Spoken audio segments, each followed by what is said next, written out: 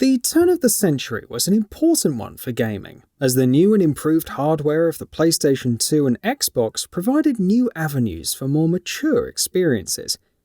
Games such as the likes of Halo, Metal Gear Solid 2, Grand Theft Auto 3, and of course Gran Turismo 3 A-Spec pushed the boundaries of their respective genres with solid and innovative gameplay and great visuals. Gran Turismo 3 A-Spec was released in 2001 to rave reviews, and still stands as one of the most well-remembered games of the franchise to this date, with a shining Metacritic score of 95. It's been over 20 years since the game first came out, and as such it would be a missed opportunity to not look back at it and ask the question, what made Gran Turismo 3 A-Spec one hell of a game? Context is of the utmost importance when it comes to the release of Gran Turismo 3 A-Spec. Developer Polyphony Digital had already proven its mettle within its previous work on the Gran Turismo series for the original PlayStation, which garnered huge critical and commercial acclaim as well. Thus, fans and the press were already keeping a keen eye on what the developer was planning for its debut title on the PlayStation 2.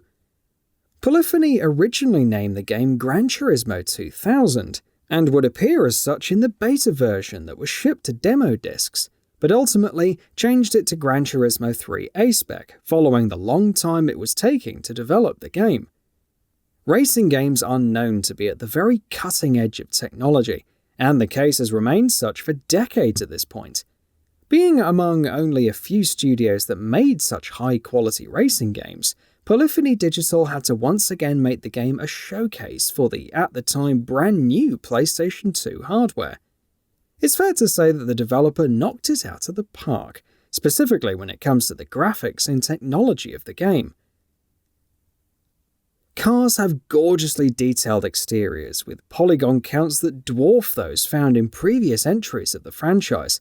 The shadows are leaps and bounds ahead of what one could generally expect to see in an early PS2-era game.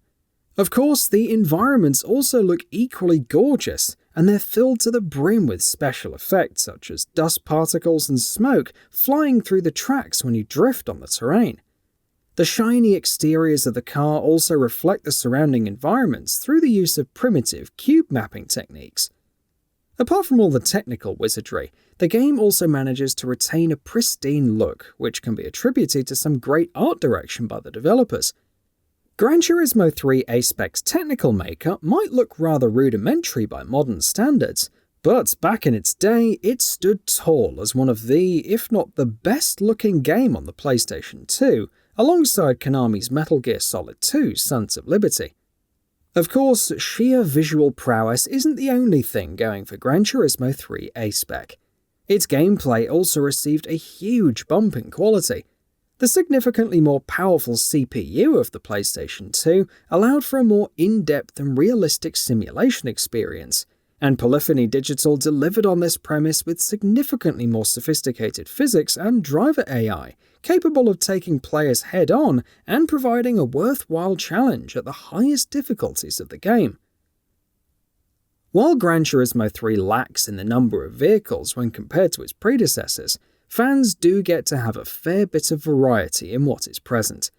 Gran Turismo 3 A-Spec just has 200 cars compared to the 600 plus that Gran Turismo 2 featured, but the ones featured in GT3 are much more highly detailed than previous renditions.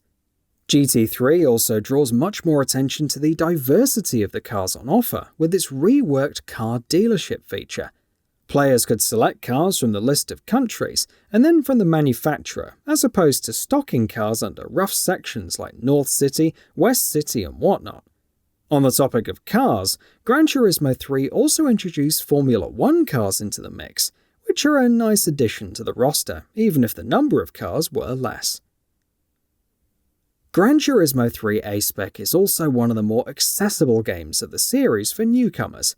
It's still mostly simulation stuff that would mostly appeal to gearheads, but it does house a couple of clever design choices that are sure to ease newcomers into the driving seat. For instance, the game's speedometers will tell you the appropriate gear you should be in when you take a sharp turn, so as to maximize your performance in the period afterward. You can also complete a fair bit of the game's unlocks by completing races on the easy difficulty, making it an ideal starting point for newcomers to the franchise or the genre. All of this resulted in the game being a massive hit among fans, and as such, Gran Turismo 3 A-Spec enjoyed great commercial reception. The game sold over 1 million copies in just a couple of days following its launch, and managed to retain the same momentum across a multitude of key markets for quite some time. Gran Turismo 3 sold over 14.8 million copies, which made it the second best-selling PlayStation 2 game, right after Grand Theft Auto San Andreas, which sold 17.3 million copies. To definitively tell what made Gran Turismo 3 A-Spec one hell of a game, we need to keep in mind the time of its release. 2001 was a great time for racers, and much like today is the case with free-to-play live service games.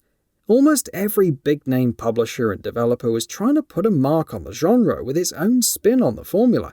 Need for Speed, F1 Racing, NASCAR Racing, Test Drive, and Burnout all released in close proximity to Gran Turismo 3 A-Spec for the PlayStation 2.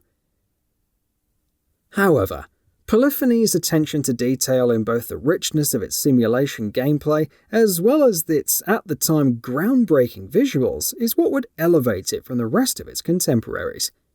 Gran Turismo 3 A-Spec was a game that both newcomers and hardcore gamers could enjoy. Polyphony was able to capture a large demographic of target audience with Gran Turismo 3's excellent core gameplay that surprisingly holds up to this day, and perhaps that's what most importantly makes it one hell of a game. And that brings us to the end of the video. A quick request before we conclude though. We upload new videos every single day, and if you like what we're doing, please consider subscribing. It really helps us out. Also, don't forget to enable all notifications by clicking the bell icon so that you can receive daily video updates. Thanks for watching.